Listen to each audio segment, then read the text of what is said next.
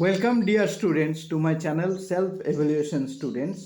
আমি আজকে আমার বায়োলজির strategic revision with mostly ask questions and answers দের আমরা আজকে আমার এটা দ্বিতীয় পর্ব। এই দ্বিতীয় পর্বতে আমরা দেখব বিভিন্ন বিজ্ঞানীদের পরিচিতি আমরা দেখব।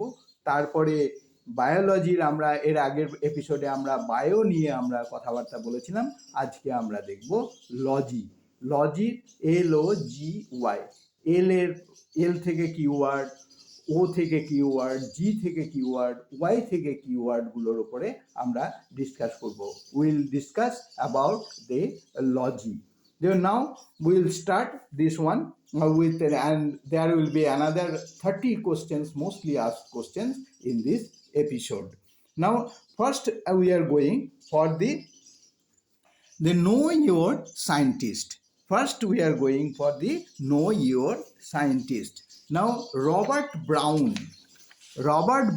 Brown in 1773 to 1858, a British botanist, coined the term nucleus and found that it played a key role in the fertilization and development of an embryo in plants. He did extensive research on pollination and fertilization. He named the oval's nucleus. The Brownian motion of particles is named after him. তাহলে Robert brown হচ্ছে 1773 থেকে 1858 একজন British উদ্ভিদবিদ nucleus শব্দটি তৈরি করেছিলেন এবং খুঁজে পান যে এটি উদ্ভিদে একটি ভ্রূণের নিষিক্তকরণ এবং বিকাশে গুরুত্বপূর্ণ ভূমিকা পালন করে। তিনি পরাগায়ন এবং নিষিক্তকরণ নিয়ে ব্যাপক গবেষণা করেন। তিনি ওভাল নিউক্লিয়াসের নাম দিয়েছেন। তার নামানুসারে কণার ব্রাউনিয়ান গতির নামকরণ হয়েছে। নাও next, the famous scientist, this is Karl Landsteiner. Karl Landsteiner in 1868 to 1943, he was the Austrian biologist and physicist. Developed the modern system of classification of blood groups, very careful, blood groups based on the presence of antigens and antibodies in the blood and the rhesus factor. We know the Rh factor, this rhesus factor. This helps physician to transfuse blood without endangering their patient's life. In 1930, he was awarded the Nobel Prize in Medicine for this discovery.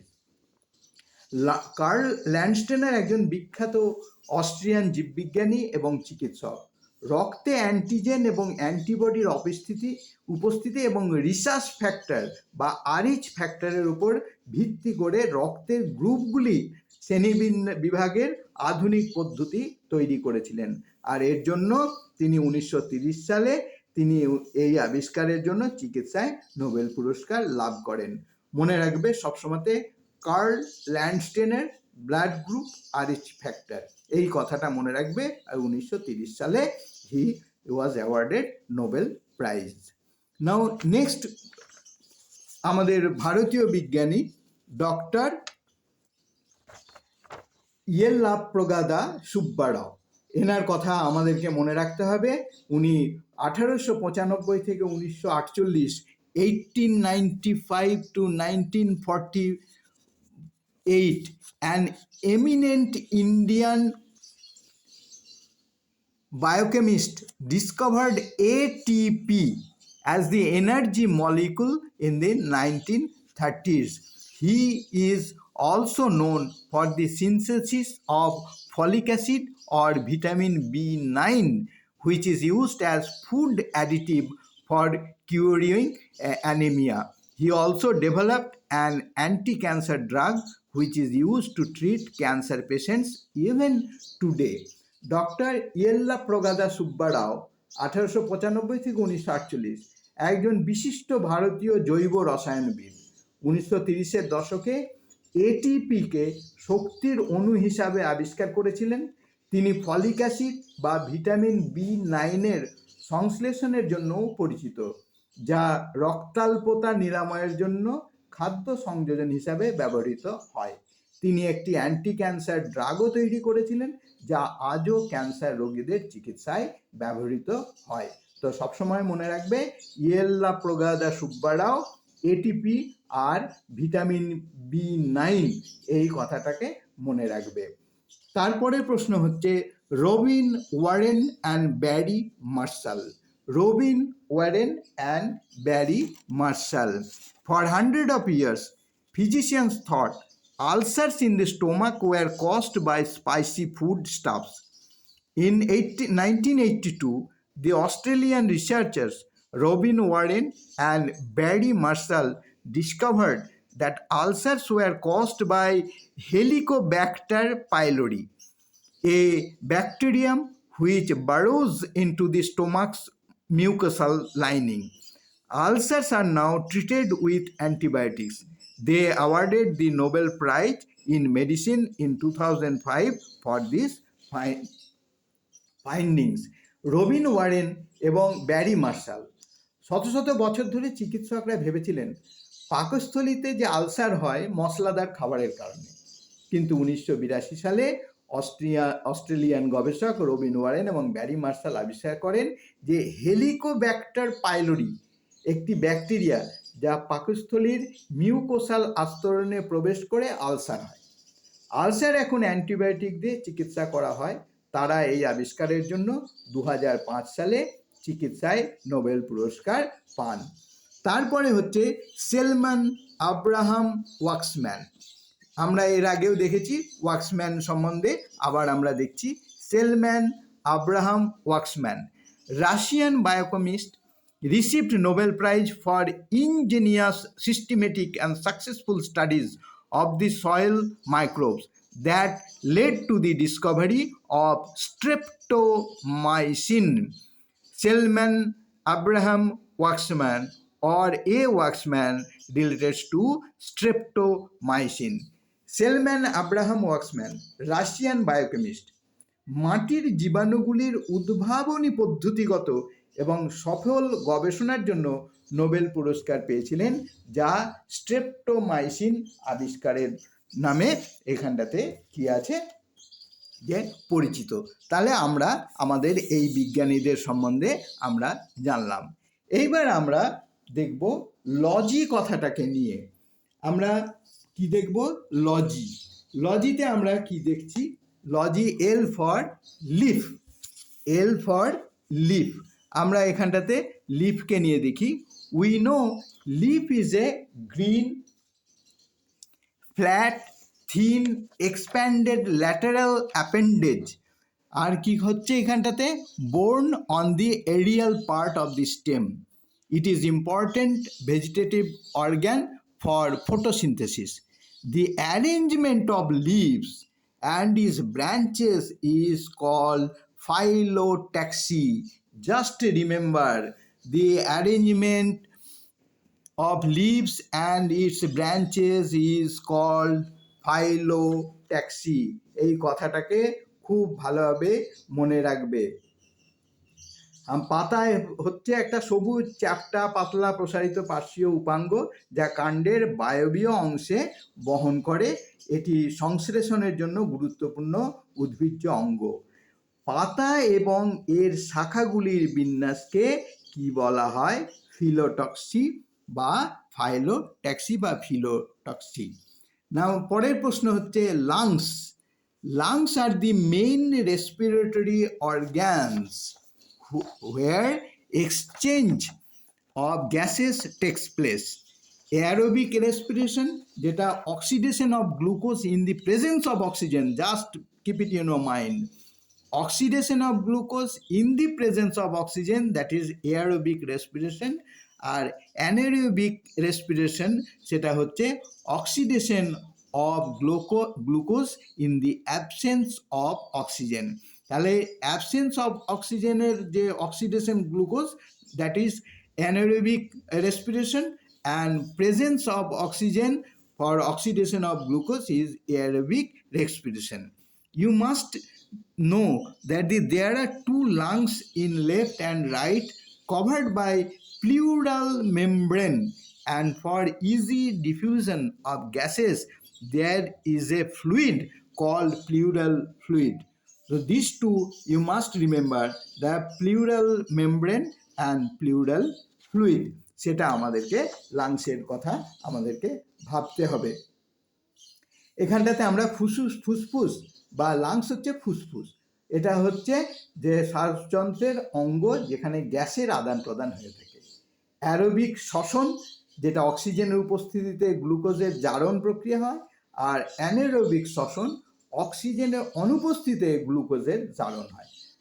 অবশ্যই জানবেন যে বাম এবং ডান দিকে দুটো ফুসফুস plural membrane দ্বারা আচ্ছাদিত এবং গ্যাসের সহজ প্রসারণের জন্য প্লুরাল ফ্লুইড নামক তরল পদার্থ রয়েছে। Very very important, you just keep it in your mind. Now next is coming the liver. Liver is the digestive gland that produces bile which emulsifies fats. Liver is the largest gland that weighs 1.5 kg. Liver performs over 500 different body functions. It helps in regulating the blood sugar level and in controlling the transport and storage of carbohydrates. সব সময়তে মনে রাখবে এটি হচ্ছে হজম গ্রন্থি। Liver হচ্ছে একটা হজম গ্রন্থি যা পিত্ত উৎপন্ন করে, যা চর্বি নির্গত করে। লিভার হলো বৃহত্তম গ্রন্থি যার ওজন প্রায় 1.5 কেজি। লিভার জানো, লিভার শরীরের 500টিরও বেশি বিভিন্ন কাজ করে থাকে। এটি রক্তের শর্করার মাত্রা নিয়ন্ত্রণ এবং কার্বোহাইড্রেট পরিবহন ও সঞ্চয় নিয়ন্ত্রণে সহায়তা করে। এবার আমরা একটা দেখব লিভার থেকে একটা খুব অসুখ, যেটাকে আমরা কি বলি, লিভার রট। কি বলবো? লিভার রট বা লিভার রটন। এটা হচ্ছে মনে রাখবে যে F হেপাটিকা causes the highly destructive liver rot in sheep and other domestic animals. Man may become infested with this fluke by eating uncooked vegetables. তাহলে লিভার রটকে আমরা খুব ভালোভাবে জানবো। এটা হচ্ছে এফ হেপাটিকা, এটা ভেড়া বা অন্যান্য গৃহপালিত প্রাণীদের মধ্যে অত্যন্ত ধ্বংসাত্মক লিভারের পচন ঘটায়। রান্না করা না করা শাকসবজি খেয়ে মানুষ এই ফ্লুকে আক্রান্ত হতে পারে। তাহলে লিভার রট বা এফ হেপাটিকা এটা খুব ভালোভাবে মনে রাখবে, এইটা খুব কাজে দেবে। Now next is coming O for orchids. Orchids are classified as epiphytes. Always keep it in your mind. Orchids are classified as epiphytes. Epi means on type and phyte means plant. তাহলে orchid সম্বন্ধে আমাদেরকে এইটাকে জানতে হবে যে orchid হচ্ছে epiphyte হিসাবে শ্রেণীবদ্ধ করা হয়। এপি মানে হচ্ছে অন টাইপ এবং ফাইট মানে হচ্ছে উদ্ভিদ। তারপরে ওটা হচ্ছে germination. Germination is a sprouting of seed, spore or other reproductive body. জার্মিনেশনটা কি? জার্মিনেশনটা হচ্ছে অঙ্কুরোদ্গম। একটি বীজ বা অন্যান্য প্রজনন শরীরের অঙ্কুর, এইটা হচ্ছে জার্মিনেশন। পরেরটা আসছে আমরা Golgi body. Mostly found in eukaryotic cells. It packages proteins into membrane-bound vesicles inside the cell before the vesicles are sent to their destinations. তাহলে গলগি বডি হচ্ছে বেশিরভাগ ইউক্যারিওটিক কোষে পাওয়া যায়। তাহলে গলগি বডি কোথায় পাওয়া যায়? বেশিরভাগ ইউক্যারিওটিক কোষে পাওয়া যায়। ভেসিকেলগুলি তাদের গন্তব্যে পাঠানোর আগে এটি কোষের ভিতরে ঝিল্লি বাউন্ড ভেসিকেলগুলিতে প্রোটিনগুলিকে প্যাকেজ করে। তাহলে সবসময় মনে রাখবে গলগি বডি হচ্ছে বেশিরভাগই হচ্ছে ইউক্যারিওটিক কোষে পাওয়া যায়। নেক্সট হচ্ছে gout. What is gout? is caused by a condition known as hyperuricemia, where there is too much uric acid in the body. Gout হলে আমরা জানবে আমাদের হাতে পায়ে সব যে নানান রকমের ব্যথা হয়ে থাকে, আর এই গাউটটা সবসময় থেকে হচ্ছে অত্যধিক ইউরিক অ্যাসিডের কারণে হয়ে থাকে গাউট। এবার পরেরটা হচ্ছে ইয়াম। ইয়ামটা কি? It is a medicinal plant. Yam is a medicinal plant. Botanical name is Dioscorea species. এটা কি ধরনের? এটা tuberous type, used drugs, some are use to make birth control pills. এটা হচ্ছে ইয়াম, হচ্ছে এটি একটি ওষুধি গাছ।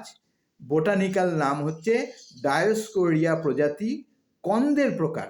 প্রজাতিটা হচ্ছে কি? কন্দের প্রকার। এটা কি হয়? এটা ওষুধে ব্যবহার করা হয়, আর কিছু জন্ম নিয়ন্ত্রণ বড়ি তৈরিতেও এই ইয়ামটা ব্যবহার করা হয়। পরেরটা হচ্ছে east. It is used in production of beer, wine and baking industry. এটা কি হয়?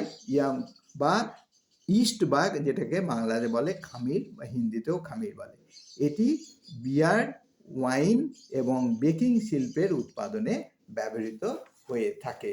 এটা হচ্ছে আমরা দেখলাম যে এই ব্যাপারটা নিয়ে দেখলাম। এইবার আমরা সরাসরি চলে যাব পরের কোশ্চেন আর অ্যান্সারে। আমরা গতদিন আমরা দেখেছিলাম কতগুলো প্রশ্ন? 30টা। আজকে আমরা আবার দেখব পরের প্রশ্নগুলো। Find the odd one out. এখানে হুকওয়ার্ম, গুইনিওয়ার্ম, টেপওয়ার্ম আর রিংওয়ার্ম, এর মধ্যে কোনটা বিজোড়? এর মধ্যে কোনটা বিজোড়? হুকওয়ার্মটা না গিনিওয়ার্মটা না টেপওয়ার্মটা না দাঁত? সহজেই আপনারা বুঝে যাবেন যে দাঁত এটা হচ্ছে ফাঙ্গাল ডিসিজ, আর এটাই হচ্ছে টোটালি আলাদা। তাহলে বিজোড়টি হচ্ছে এখানে the odd one is ringworm. Now next question 32. National Institute of Nutrition is a research institute located in the state of Andhra Pradesh, Himachal Pradesh, Madhya Pradesh, Uttar Pradesh. The Nutrition Research Institute located in the state of Andhra Pradesh. Next question, a tree's age can be found by measuring its height, counting the number of annual rings, counting the number of branches, R no means. তাহলে একটা গাছের বয়স কত এইটা কিভাবে খুঁজে পাওয়া যায়? তার উচ্চতার পরিমাপ করে, তার বার্ষিক রিং সংখ্যা গণনা করে, শাখা সংখ্যা গণনা করে, আর এর কোনো মানেই হয় না। এটা আমরা সবসময় জানবো যে বার্ষিক রিং সংখ্যা গণন করে গাছের বয়স খুঁজে পাওয়া যায়। Counting the number of annual Rings. The left aortic arc is observed by amphibians, mammals, reptiles or apes. বাম মহাধমনী খিলান কাদের মধ্যে পর্যবেক্ষণ করা যায়? উভচর প্রাণী, স্তন্যপায়ী প্রাণী, সরীসৃপ প্রাণী না এপসের মধ্যে? এটা সবসময় হচ্ছে স্তন্যপায়ী প্রাণী বা mammals. Left aortic arch is observed in mammals. Minamata epidemic that caused several deaths in Japan in 1965 occurred due to pollution in water by lead, mercury, fluoride or DDT. Minamata is due to mercury. আমি আগেও বলেছিলাম this is a pollution derived disease and this is Minamata is due to mercury poisoning হয়ে থাকে। ওজন affects human health by causing severe pulmonary edema at a concentration of 0.2 ppm, 0.3 ppm, 30 ppm R 3.0 ppm। তার এখানে কি দেখা যাচ্ছে যে ওজন কি করে? যে ফুসফুসের মারাত্মক সৃষ্টি করে, স্বাস্থ্যকে প্রভাবিত করে। ওজন সেটা তার ঘনত্বটা কত?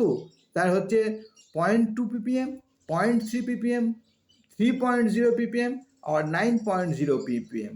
It is ঘনত্বটা হচ্ছে 9.0 ppm. Normal fasting blood sugar level per 100 ml of blood in man is, সাধারণ উপবাসে রক্তে শর্করার মাত্রা প্রতি 100 ml কত হয়ে থাকে? আমরা সবাই জানি এটা 80 থেকে 100 মিলিগ্রাম হয়ে থাকে। আমরা সবাই জানি এটা 80 থেকে 100 মিলিগ্রাম হয়ে থাকে। পরের প্রশ্ন, question number 38, the vector of disease, vector is বাহক, the vector of disease sleeping sickness is due to sand fly, house fly, fruit fly or stay fly. কোনটা? ঘুমের রোগের ভেক্টর বা বাহক হলো কি sand fly, house fly, fruit fly না tsetse fly? এর মধ্যে কোনটা? Which one is the correct one? Is a tsetse fly, tsetse fly. Animals living in the tree trunks are known as arboreal, volant, amphibious and aquatic. Very confusing question. এখানে দেখা যাচ্ছে animals living in the tree trunks are known as arboreal, volant, amphibious na aquatic. It is arboreal. This is which one? Why it is? এটা গাছের গুঁড়িতে বসবাসকারী প্রাণীরা কি নামে পরিচিত? Arboreal.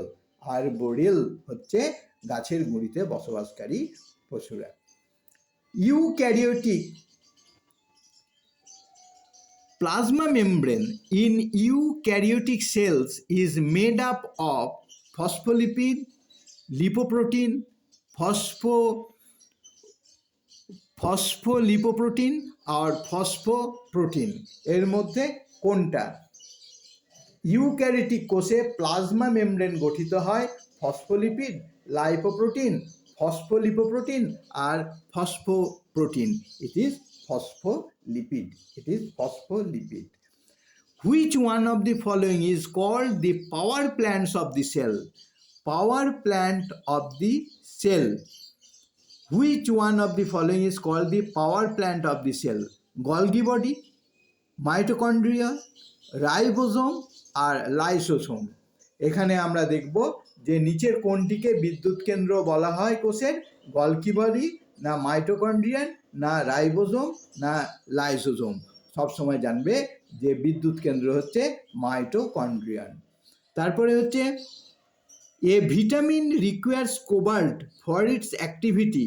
The vitamin is vitamin B12, vitamin D, vitamin B2, vitamin এ।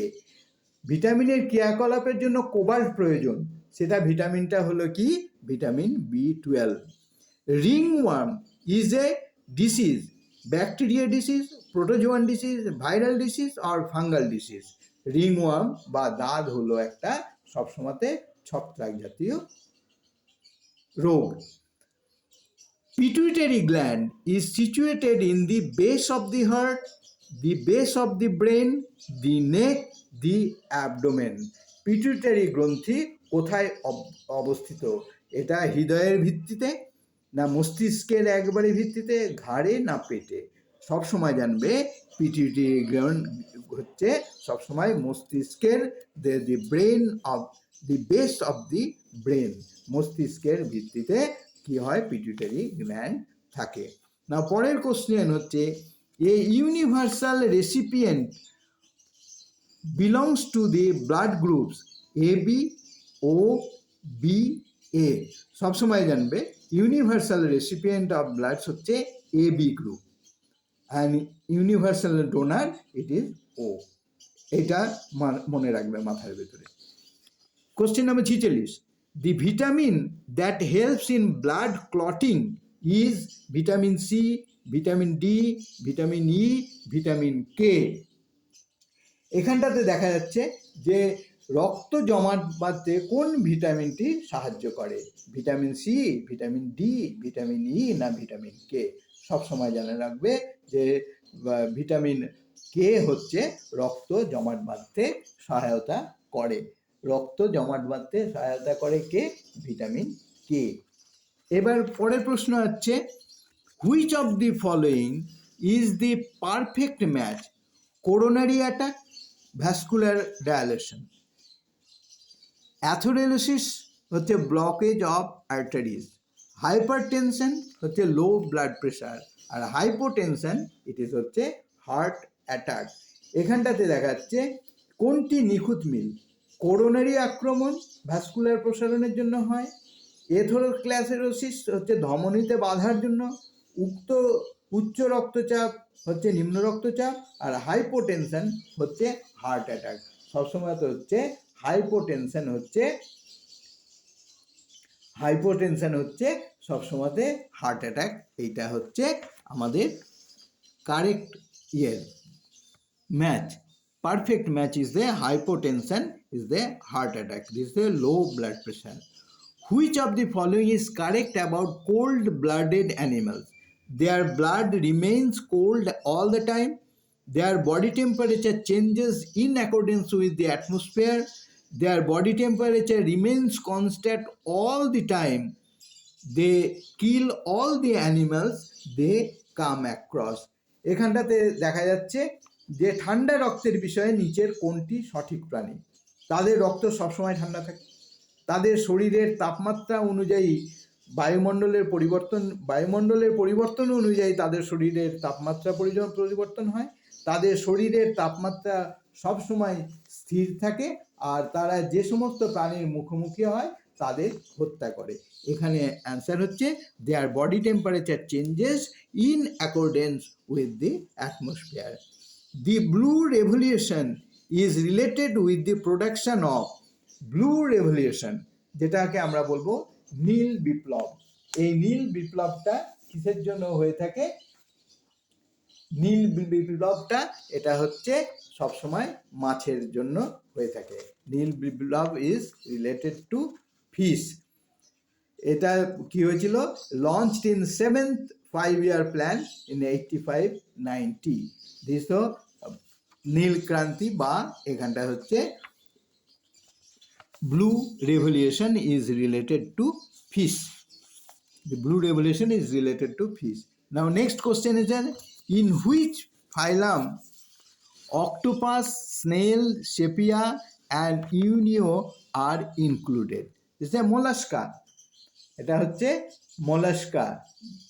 এখানে octopus, শামুক, sepia বা ইউনিও রয়েছে। কিসের অন্তর্ভুক্ত? পরিফেরা, অ্যানেলিডা, mollusca আর Arthropoda. It is mollusca. When was the book on the origin of species by Darwin published? In 1849, 1859, 1869, 1879. It is published in 1849. Origin of species of Darwin. সবসময়তে এটাকে মনে রাখবে, ডারউইনের প্রজাতির উৎপত্তি সম্পর্কিত বইটি কখন প্রকাশিত হয়েছিল? এটা 1849 সালে। নেক্সট হচ্ছে, which of the following is correlated with the blood pressure? Liver, testes, pancreas আর অ্যাড্রেনাল। নিচের কোনটি রক্তচাপের সাথে সম্পর্কযুক্ত? লিভার, টেস্টিস, বা এখানটাতে হচ্ছে লিভার, টেস্টিস, প্যানক্রিয়াস আর অ্যাড্রেনাল। এটা সবসময়তে অ্যাড্রেনাল এর সাথে সম্পর্কযুক্ত। এটাকে আবার কি বলে? সুপ্রারেনাল গ্ল্যান্ডও বলে। খুব ভালোভাবে মনে রাখবে যে অ্যাড্রিনাল গ্ল্যান্ডটাকে সুপ্রারেনাল গ্ল্যান্ডও বলে থাকে। Which of the following structures present in mammalian skin strictly helps in keeping the body warm? এতে কি pigmented cell, sweat gland, lymph vessel না ব্লাড ক্যাপিলারিজ? এখানটাতে আমাদের দেখতে হবে কোনটি স্তন্যপায়ী প্রাণীর মধ্যে বিদ্যমান। ত্বক কঠোরভাবে শরীর গরম রাখতে সাহায্য করে, পিগমেন্টেড কোষ না ঘাম গ্রন্থি না লিম্ফ জাহাজ না রক্তের কৌশিক? এখানটাতে সবসময় রাখবে যে লিম্ফ ভেসেলস হচ্ছে রক্ত এখানে বডি ওয়ার্ম করতে এই লিম্ফ ভেসেলসটা হচ্ছে, এটা খুব জানবে আর একটা ভালোভাবে, এটা this vessels are very close to the skin of animals. Next question, which from the following disease usually spreads through milk? এখানে দেখা যাচ্ছে মিল্ক থেকে নিচের রোগগুলো থেকে সাধারণত কোনটির মাধ্যমে ছড়ায়? এবারে দুধ থেকে ছড়ায় কি কি রোগ? টিউবারকিউলোসিস, জন্ডিস, ডিপথেরিয়া না কলেরা? সবসময় মনে রাখবে দুধ থেকে টিউবারকিউলোসিস ছড়ায়। Which one of the following is usually spreads through milk? It is tuberculosis. Which are the largest fixator of solar energy? Bacteria, protozoa, fungi না গ্রিন প্ল্যান্ট? সৌরশক্তির সবচেয়ে বড় ফিক্সেটার কোনটি? সবসময়তে মনে রাখবে এটা হচ্ছে largest fixator of solar energy is the green plant. না পরের প্রশ্ন, which of the following is a correct description of tissue culture? Tissue culture, which one of the conservation of forest and plantation, growth and propagation of horticultural crops, science of cultivating animal tissue in artificial medium, or protection of wild animal? Just keep it in your mind, the description of tissue culture. নিচের কোনটি tissue কালচারের সঠিক বর্ণনা? বন ও বৃক্ষরোপণ সংরক্ষণ, horticultural কর্পসের বৃদ্ধি ও প্রচার, কৃত্রিম মাধ্যমে প্রাণীর টিস্যু চাষের বিজ্ঞান না বন্য প্রাণীদের সুরক্ষা? এখানে সবসময়তে মনে রাখবে যে হর্টিকালচারাল কর্পসের বৃদ্ধি ও প্রচার, growth and propagation of horticultural corps. Now next question is tendon. পরের প্রশ্নটা আসছি আমরা, এখানটাতে খুব ভালোভাবে মনে রাখবে এই কথাটাকে। আমাদের কতগুলো জিনিস আমরা বলেছি যে জায়গাগুলোকে আমাদেরকে আর একবার একটু ঝালিয়ে নিতে হবে। এই যে আমি যেমন বললাম যে হাইপোটেনশন সবসময়তে লো ব্লাড প্রেশারের সাথে সম্পর্কিত। তারপরে হচ্ছে ব্লু রেভলিউশন, এটা 7th 5-year প্ল্যানে 85 থেকে 90 সালের মধ্যে এটা করা হয়েছিল। অ্যাড্রিনাল গ্ল্যান্ডকে আমরা কি বলি? সুপ্রা রেনাল গ্ল্যান্ড বলে থাকি। আর একটা আমরা যেটা বলেছি যে লসিকা বাহক রক্ত, এইখানে আমরা বলেছি it contains white blood cells, it is very close to the skin surface. আমি আগেই বলেছিলাম লিম্ফ ভেসেলটা ওই পশুদের একবারে চামড়ার খুব কাছাকাছি থাকে।